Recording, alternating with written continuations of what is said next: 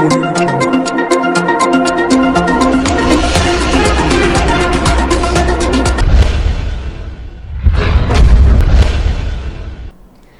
To Akshara news బులెటిన్ల ముందుగా headlines. మైబాద్ జిల్లా కేంద్రంలో ఘనంగా ఫ్రెండ్షిప్ డే వేడుకలు.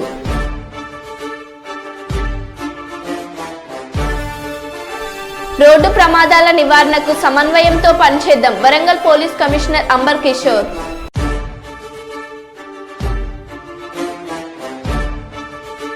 మనువాద జడ్జీల తీర్పునకు నిరసన, ఎస్సీ ఎస్టీ రిజర్వేషన్ల వర్గీకరణ సుప్రీంకోర్టు తీర్పునకు మేం వ్యతిరేకం, దళిత సంఘాల జేఏసీ. వేములవాడ పట్టణంలో ప్రభుత్వ వీఫ్ వేములవాడ ఎమ్మెల్యే ఆది శ్రీనివాస్ మీడియా సమావేశం.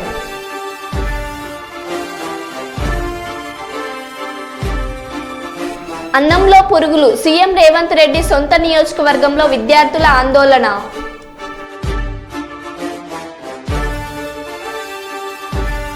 ఇక వివరాల్లోకి వెళ్తే, కొమ్రంభీం ఆసిఫాబాద్ జిల్లా సిర్పూర్టి మండల కేంద్రంలోని R&B గెస్ట్ హౌస్ లో ఆదివాసీ కోలంబరి మన్నెవార్ల సమావేశం నిర్వహించారు. ఈ సందర్భంగా సంఘం నాయకుడు గంట గోపాల్ మాట్లాడుతూ, ఈ నెల 9వ తేదీన ప్రపంచ ఆదివాసీ దినోత్సవాన్ని పురస్కరించుకొని హైదరాబాద్లో మరియు కొమ్రంభీం జిల్లాలో కార్యక్రమాన్ని విజయవంతం చేసేందుకు గాను సిర్పూర్ ఆశ్రమ బాలికల పాఠశాల ఆవరణలోని గోడుల ఆరాధ్య దైవమైన కొమ్రంభీం విగ్రహానికి పూజలు చేసి మన సాంప్రదాయ నృత్యాలు చేస్తూ ఈ పండుగను ఘనంగా జరుపుకోవాలని పిలుపునిచ్చారు. అన్ని గూడెంలలో ఆదివాసీ జెండాలను ఎగురవేయాలని అన్నారు. ఈరోజు పత్ర విలేకరులకు మరియు ఎలక్ట్రానిక్ మీడియాకు మా ఆదివాసీ తరఫు నుండి ధన్యవాదాలు తెలుపుతున్నాము. సిర్పూర్టి మండలంలోని ఈ నెల ప్రపంచ ఆదివాసీ దినోత్సవం సందర్భంగా హైదరాబాద్ అండ్ కొమ్రంభీం జిల్లాలో విజయవంతం చేయాలని ఆదివాసీ గిరిజన నాయకులు పాల్గొని ముఖ్యంగా ఆదివాసీ దినోత్సవాన్ని ఎలా ముందుకు వెళ్ళాలని చెప్పేసి R&B గెస్ట్ హౌస్లో నిర్ణయించడం జరిగింది. కాబట్టి దీన్ని ప్రతి ఒక్క ఆదివాసీ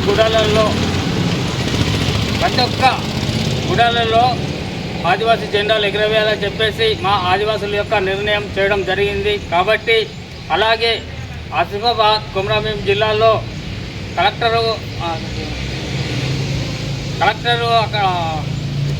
ITDA మరియు హైదరాబాద్లో కూడా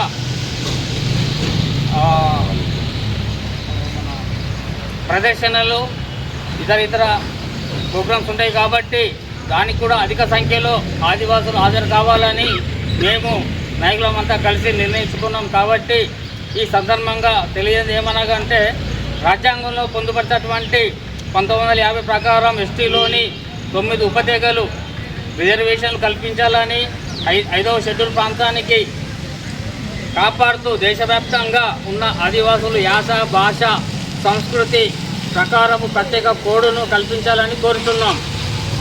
అలాగే భూ బదలాయింపు చట్టం 1/70ని, పంచాయతీరాజ్ పేసా చట్టాలను పలు విషయాలపై కూడా కేంద్ర రాష్ట్ర ప్రభుత్వాలు డిమాండ్ చేస్తూ సభ కార్యక్రమాలను విజయవంతం చేయాలని పిలుపునిస్తున్నాం.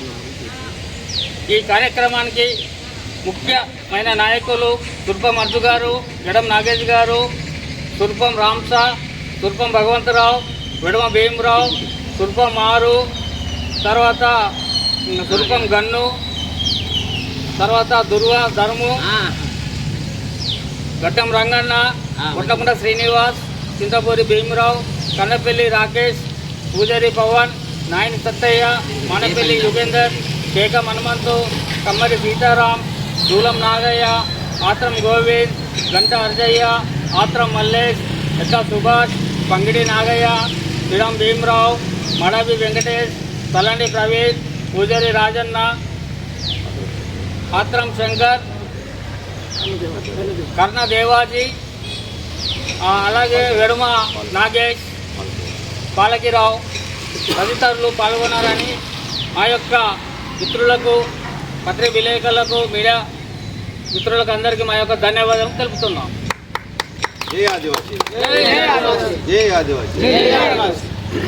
అట్లా చేయలేకపోయినా జై आदिवासी जय कोलवान जय गोंडवाना जय रानसेन।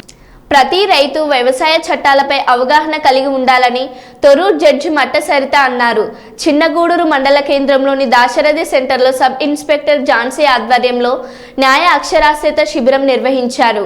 ఈ కార్యక్రమానికి ముఖ్య అతిథిగా తొర్రూరు జడ్జి మట్ట సరిత హాజరై రైతు సంక్షేమ పథకాలు, నకిలీ విత్తనాలు మరియు ఎరువులు గుర్తించుట, పంట ఇన్సూరెన్స్ చేయించుట గురించి, వినియోగదారుల ఫోరం మరియు కంప్లైంట్ చేయుట గురించి, మండలంకు సంబంధించిన ఉచిత న్యాయ సేవా కేంద్రం తొర్రూరు కోర్టు నందు కలదని, ప్రజలు సద్వినియోగం చేసుకోవాలని ప్రజలకు అవగాహన కల్పించారు.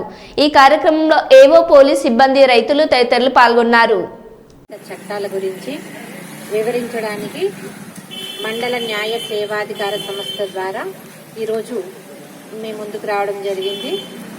ఉచితంగా ఎటువంటి సౌకర్యాలు మీకు అందుబాటులో ఉన్నాయి వ్యవసాయానికి సంబంధించి అని చెప్పడానికి వచ్చాం.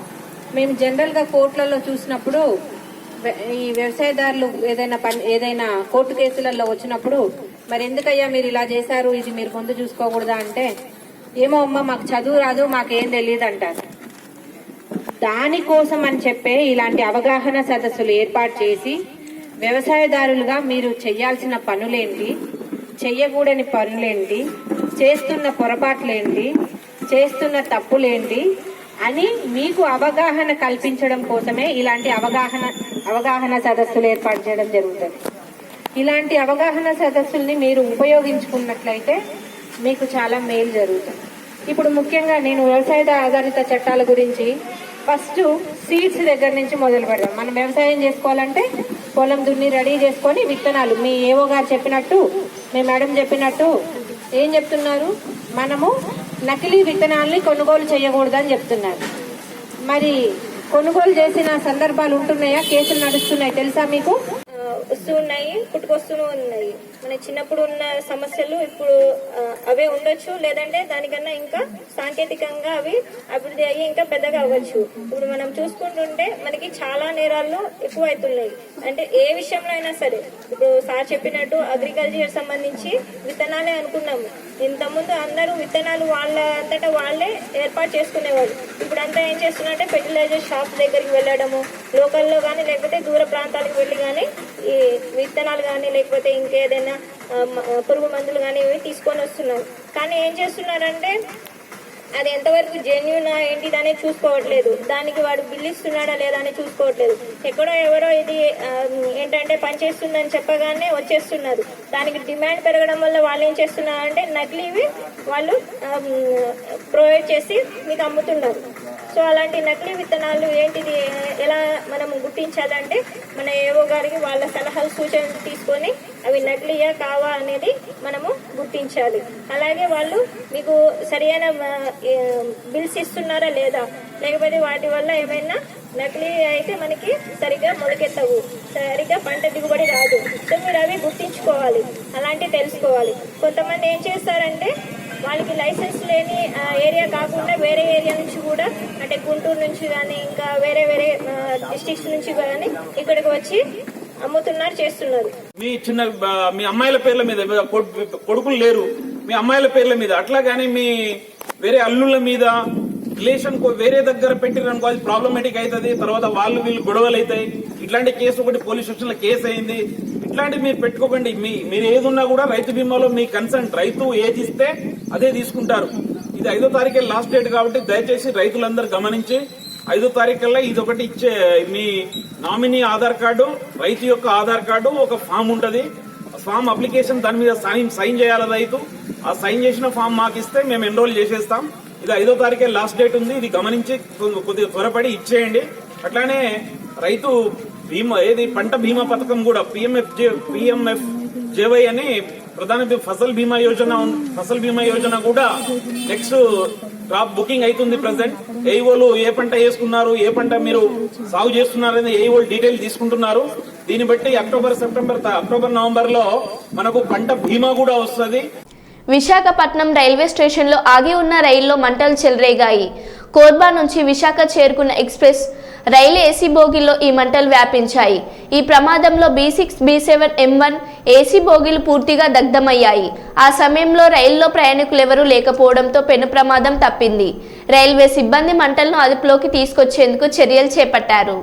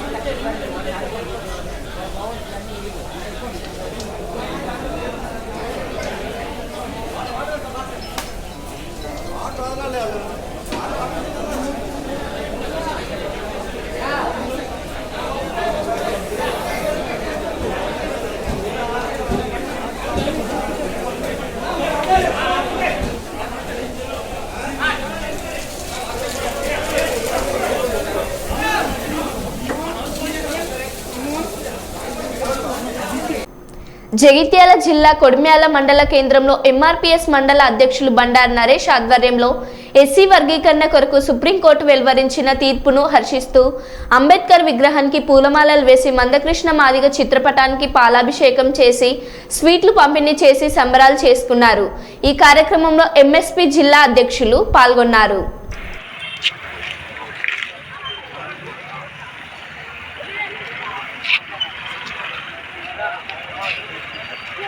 కేంద్రంలో సుప్రీంకోర్టు ఎస్సీ ABCD వర్గీకరణపై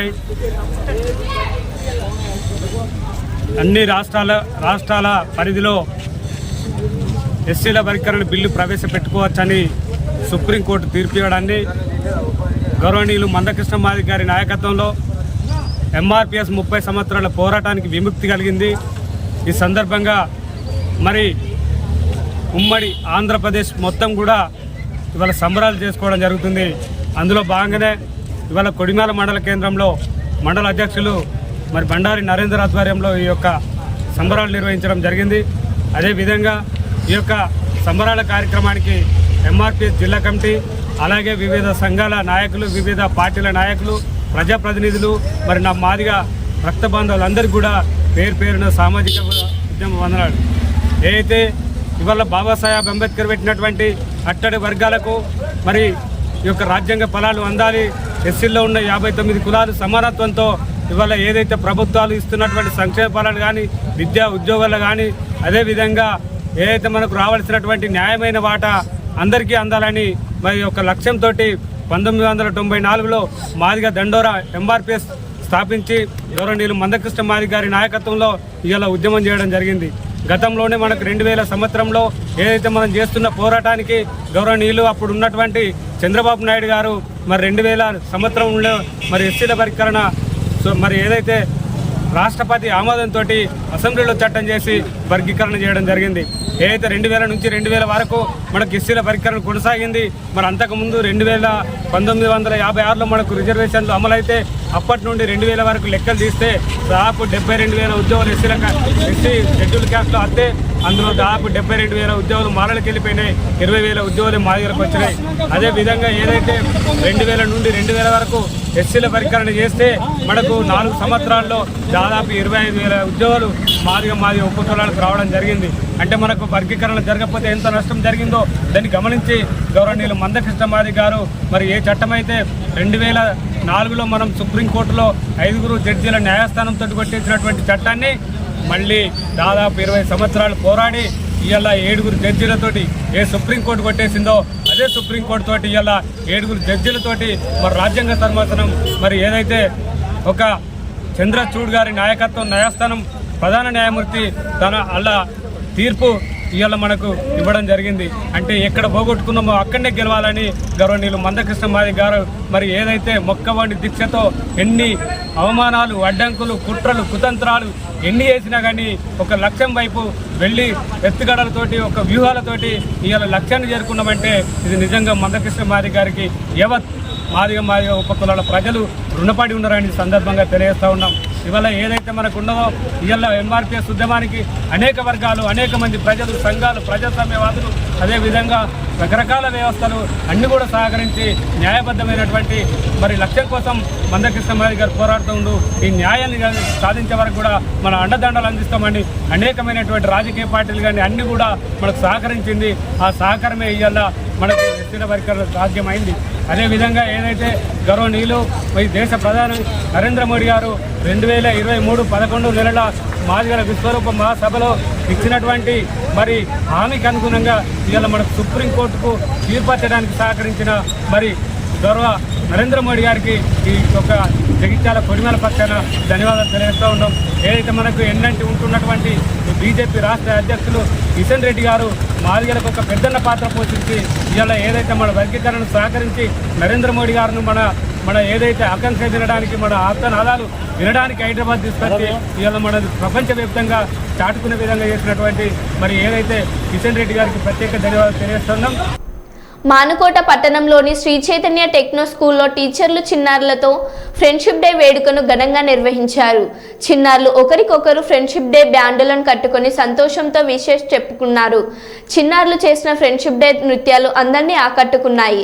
ఈ సందర్భంగా ప్రిన్సిపల్ భార్గవి మాట్లాడుతూ బాల్యం నుంచే చిన్నారులు కలిసిమెలిసి ఉండడానికి, వారిలో స్నేహభావం పెంపొందించడానికి చిన్నారులతో ఫ్రెండ్షిప్ డే వేడుకలను పాఠశాలలో నిర్వహించామని, ప్రతి ఒక్కరూ ఎలాంటి కల్మషం లేకుండా కలిసిమెలిసి ఉండాలని కోరారు.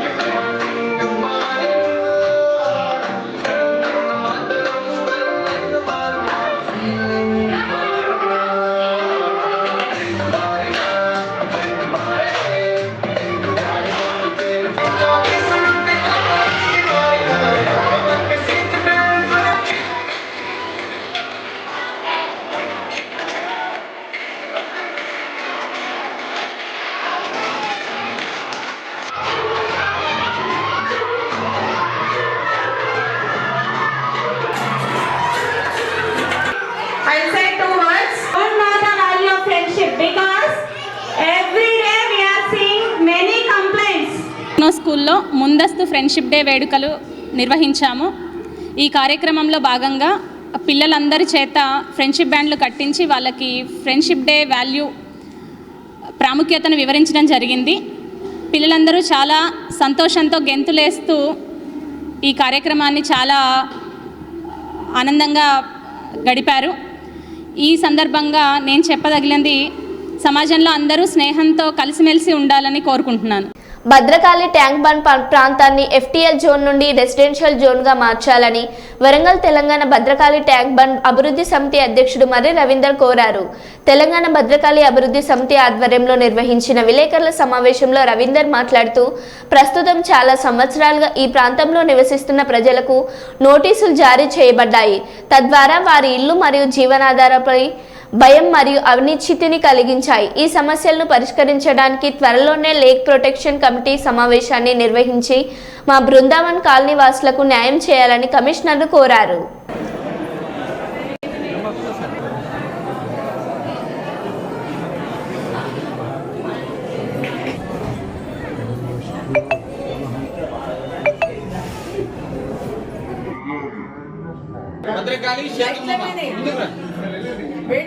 ప్లీజ్ రండి, వెనకాల లైన్ ఉన్నదయ్యా, వాళ్ళు కోప్పడతారు. ప్లీజ్ రండి, మీకు ఫోన్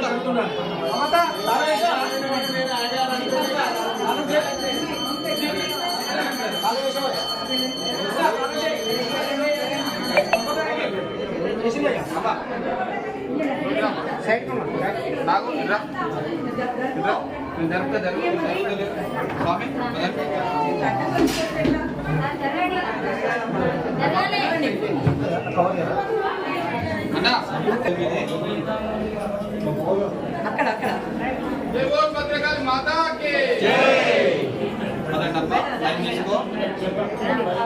అమ్మా కార్తీలు గుండీలో లేయచ్చమ్మా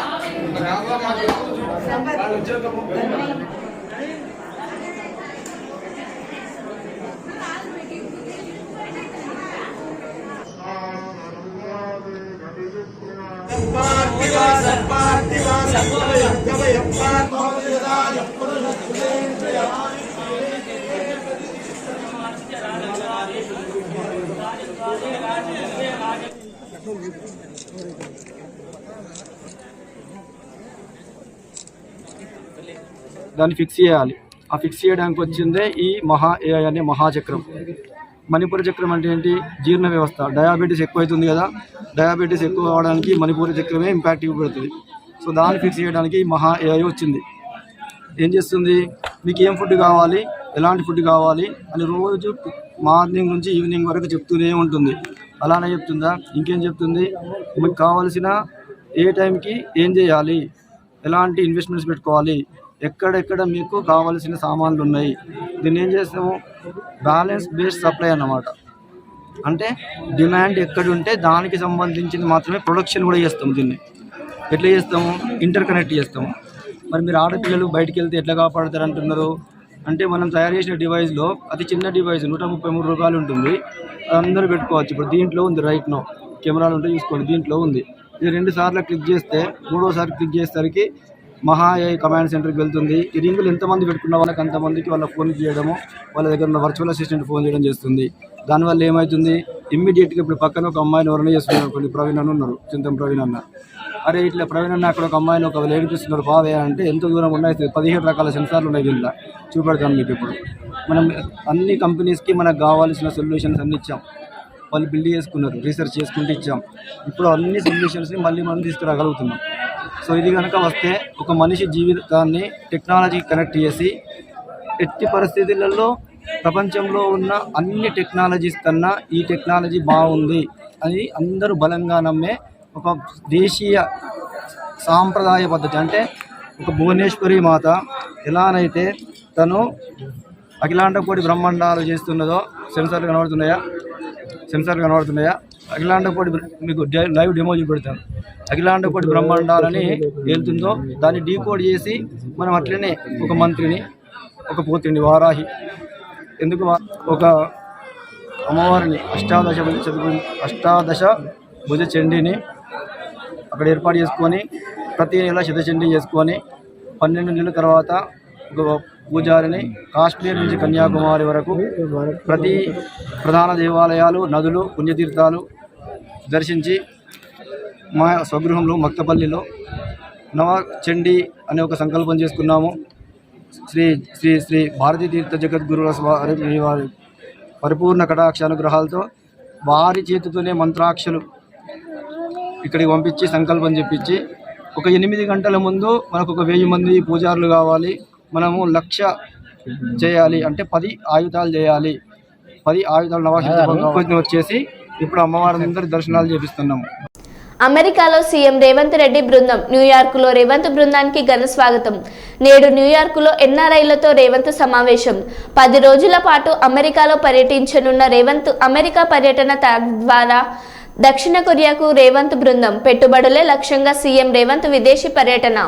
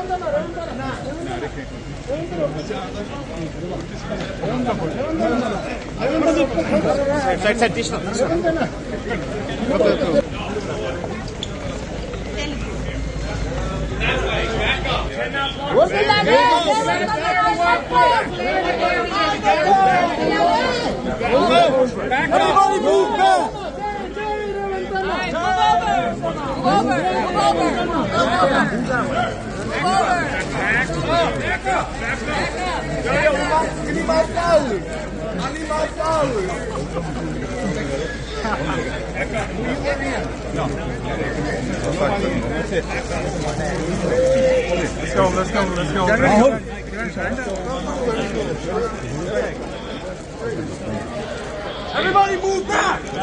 Everyone move back! Back up! Back up! Back up! You need to back up! Back up! Man, you guys can move back a little bit. Move back. Side Back up! Back up! జై రేవంతన జై రేవంతన Back up! Back up!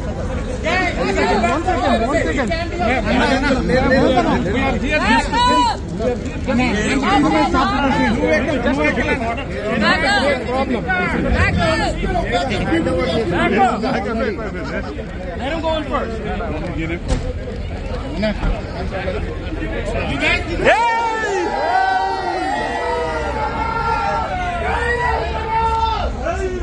stay on the curb. Hello hello hello behind the barrier. Back up! Back up!